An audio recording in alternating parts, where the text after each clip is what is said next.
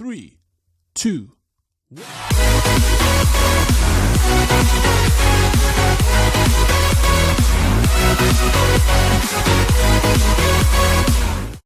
प्रिय छात्रों, आज का शीर्षक है समय लेखनम अर्थात घटिका वर्णनम।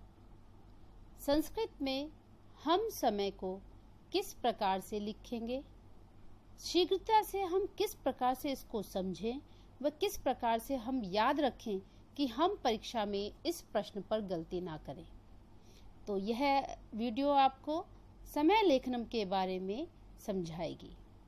अंकों के स्थान पर समय को संस्कृत में किस प्रकार लिखना है, वह करते हुए हमें किस किस ट्रिक को दिमाग में ध्यान में रखना है, आपको इन सब चीज़ों को इसमें बताया जाएगा। यदि आप उन सब चीज़ों का ध्यान रखेंगे तो आप कोई भी गलती नहीं करेंगे। आप प्रश्न करते समय उन गलतियों को दोहराने से बचेंगे जो बच्चे यदा कदा करते रहते हैं। सबसे पहले आपको ये शब्द याद रखने आवश्यक हैं। कक्षा 10 के पाठ्यक्रम में यह प्रश्न 4 अंकों का आता है। अगर आप इन शब्दों को ध्यानपूर्वक कंठस्थ कर लेते हैं व इनका प्रयोग आप साधारण भाषा में करते रहते हैं तो आप उन अंकों को बिल्कुल भी नहीं खोएंगे। तो सबसे पहले जैसे कि आपको हम बता रहे हैं, आपको इन शब्दों को याद रखना अत्यंत आवश्यक है। जैसा कि आप देख पा रहे हैं, सबसे पहले लिखा है यहाँ पर 15, यानी कि 15 मिनट जो होते हैं समय में। समय के जो 15 मिनट होते हैं वह सवा कहलाता है। आप कोई भी समय देखते हैं, यदि आप घड़ी में देख रहे हैं कि 2:15 लिखा है तो आप उसको बोलते हैं 2:15। तो उसके लिए सवा के लिए जो शब्द संस्कृत में प्रयोग होता है वह होता है सपाद, जिसको इंग्लिश में हम बोलते हैं क्वार्टर पास्ट। तो ऐसे शब्द के लिए प्रयोग करने के लिए हमको सवा के लिए सपाद शब्द का प्रयोग करना पड़ेगा। इसी प्रकार से जब 30 मिनट होते हैं तो हमें साढ़े शब्द बोला जाता है, जिसके लिए हम संस्कृत में सार्ध शब्द का प्रयोग करते हैं। सार्ध शब्द जब प्रयोग करते हैं तो उसमें हमको एक चीज ध्यान रखना है, जब भी हम समय को बोलेंगे तो हमें समय को हिंदी में पढ़ना है। जैसे हम समय पूछते हैं या समय बताते हैं कि समय 3:30 हो रहा है, समय 4:30 हो रहा है, तो हमें जब परीक्षा में यह प्रश्न करना है तो हमें वह समय इसी प्रकार से पढ़ना है ताकि हम गलती ना करें। तीसरा जो महत्वपूर्ण है और जिसमें बच्चे मुख्यतया गलती करते हैं वह है पौने वाला समय, यानी कि 12:45, 1:45, 4:45। पौने को संस्कृत में बोलते हैं पादोन, इंग्लिश में क्वार्टर टू। इन शब्दों में आपको यह ध्यान रखना अत्यंत आवश्यक है कि जब भी आप कोई समय संस्कृत में लिखने जा रहे हैं तो एक बार उस समय को लिखने से पहले उस समय को हिंदी में अवश्य पढ़ें, क्योंकि जब आप उसको अपनी साधारण भाषा में पढ़ते हैं तो वह सही ढंग से आप लिख पाएंगे। समय लेखन करते वक्त हमें इन 4 संख्याओं पर भी विशेष ध्यान देना चाहिए। आप देखेंगे, एक के लिए 1 का प्रयोग करेंगे, 2 के लिए द्वि का प्रयोग करेंगे, 3 के लिए त्रि का प्रयोग करेंगे और 4 के लिए चतुर का प्रयोग करेंगे। आपने संख्या में 1 से लेकर 4 तक तीनों लिंगों में संख्याएं पढ़ी हैं, लेकिन संख्या के कारण यहाँ पर 1 से 4 तक सिर्फ इन 4 शब्दों का प्रयोग होता है, अन्य लिंग की ओर आप ध्यान नहीं देंगे। तो जैसे कि आपको बता रहे हैं, 1 के लिए हम 1 का प्रयोग करेंगे, 2 संख्या के लिए हम द्वि का प्रयोग करेंगे, 3 संख्या के लिए हम त्रि का प्रयोग करेंगे और 4 संख्या के लिए हम चतुर का प्रयोग करेंगे।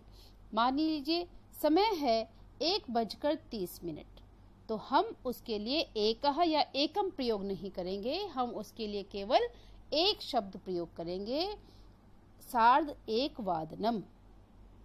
तो इस प्रकार से आप इन 4 शब्दों को विशेष रूप से ध्यान रखेंगे।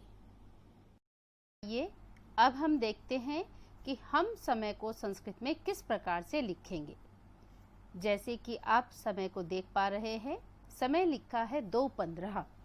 2:15 तो साधारण बोलचाल में हम इसको किस प्रकार से बोलेंगे। साधारण बोलचाल में यदि हम यह समय लिखा हुआ देखेंगे तो हम इसको बोलेंगे 2:15 बजे। हम बोलेंगे इसको 2:15 बजे। तो 2:15 बजे को संस्कृत में किस प्रकार लिखेंगे, यह ध्यान देने योग्य है। सबसे पहले हम सवा की संस्कृत लिखेंगे। सवा की संस्कृत है सपाद। इसके पश्चात 2 की संस्कृत है द्वि और बजे की संस्कृत है वादनम। तो हम संस्कृत में 2:15 बजे को लिखेंगे सपाद द्वि वादनम।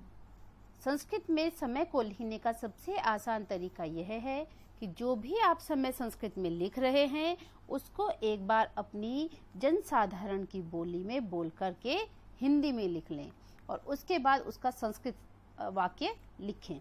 तो इस प्रकार से जैसे 2:15 है तो हम उस 2:15 को संस्कृत में लिखेंगे सपाद द्विवादनम। और यदि इसके स्थान पर होता 3:15 तो हम उसको फिर लिखेंगे 3:15 बजे। तो सवा सपाद, 3 का त्रि और बजे का वादनम। अगला समय देखिए 3:30 बजे। 3:30 बजे फिर हिंदी में हम समय को लिखेंगे। तो हमने समय लिख लिया है 3:30 बजे। तो 3:30 की संस्कृत सार्ध, 3 की संस्कृत त्रि और बजे की वादनम। तो जिस प्रकार से आपके वाक्य में लिखा हुआ आता है वादनम या वादने, दोनों का हम प्रयोग कर सकते हैं। तो इसको संस्कृत में लिखेंगे हम सार्ध त्रि वादनम।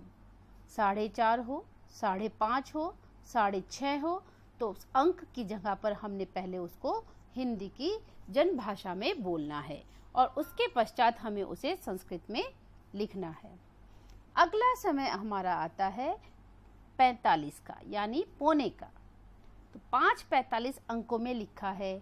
हमने अंक की तरफ बिल्कुल भी ध्यान नहीं देना है। हमने ध्यान क्या देना है कि हम इसको अपनी साधारण भाषा में क्या समय बोलते हैं। 5:45 तो लिखा है। 5:45 लिखने से होता क्या है कि हम 5 के ऊपर ज़्यादा ध्यान देते हैं, जबकि हमें लिखते वक्त 6 का प्रयोग करना है, क्योंकि 6 बजने में एक हिस्सा कम है जिसे हम पादोन बोलते हैं। ठीक है, तो आपको इसमें देखना है कि जब 5:45 लिखा हुआ देखा है तो हम उसको हिंदी में फिर अपनी साधारण भाषा में बोलेंगे और उसको साधारण भाषा में लिखेंगे। तो समय हम बोलते हैं 5:45। तो 5:45 हम लिख लेंगे। उसके बाद पौने की संस्कृत पादोन, 6 की संस्कृत षट और वादनम। पादोन षट वादनम। इसकी जगह पर यदि 7:45 भी होता है तो हम उसको हिंदी में बोलेंगे 7:45। तो पहले पौने की संस्कृत लिखेंगे पादोन, 7:45 है तो फिर हमने 8 की ही संस्कृत लिखनी है। अष्टवादनम, हमने वहाँ पर 7 को ध्यान नहीं देना है। हमने जो समय को हिंदी में बोला है, अपनी भाषा में बोला है, हमने उस समय को ध्यान देना है। इसी प्रकार से फिर देखिए 12:30। तो 12:30 हिंदी में लिखा, हिंदी में बोला और उसको फिर हमने संस्कृत में लिखा। तो 12:30 की सार्ध, 12 की द्वादश और बजे की वादनम या वादने। अब प्रश्न यह है कि परीक्षा में इसका प्रश्नों का प्रारूप कैसा होता है। विगत वर्षों में प्रश्नों का प्रारूप इस प्रकार से रहा है। आप देखिए, जैसे आपको ये 4 वाक्य दे दिए जाएंगे। विद्यालय संगीत सभाया कार्यक्रमः। सबसे पहले ये 4 आपको समय दिए गए हैं। जैसे पहला प्रातः, आप फिर अंकों में देख रहे हैं 10:30 वादने उद्घाटनम। द्वितीय प्रातः 10:45 वादने कार्यक्रमस्य परिचयः। तृतीय प्रातः 11:15 वादने संगीतवादनम। चौथा सायंकाले 4 वादने समापनम। तो हमको क्या करना है, सबसे पहले जो समय दिया गया है उसको अपनी साधारण भाषा में बोलना है। 10:30 नहीं बोलना है, 10:45 नहीं बोलना है, 11:15 नहीं बोलना है। हमने इसको बोलना है सबसे पहले 10:30। तो 10:30 जब हम हिंदी में लिख लेंगे तो उसको हम संस्कृत में किस प्रकार से करेंगे। सबसे पहले 10:30 की संस्कृत सार्ध और 10 की दश अब वादने क्योंकि यहाँ पर लिखा हुआ ही है तो हम वादनम नहीं वादने लिखेंगे। इसी प्रकार से दूसरा अंक आप पढ़ेंगे तो उसको हम साधारण भाषा में पढ़ेंगे 11:15। तो 11:15 को हम फिर संस्कृत में लिखेंगे पादोन एकादश वादने। इसके बाद तीसरा समय देखिए 11:15 लिखा है, लेकिन उसको हम साधारण भाषा में लिखेंगे 11:15। तो समय क्या होगा? सपाद एकादश वादने या वादनम।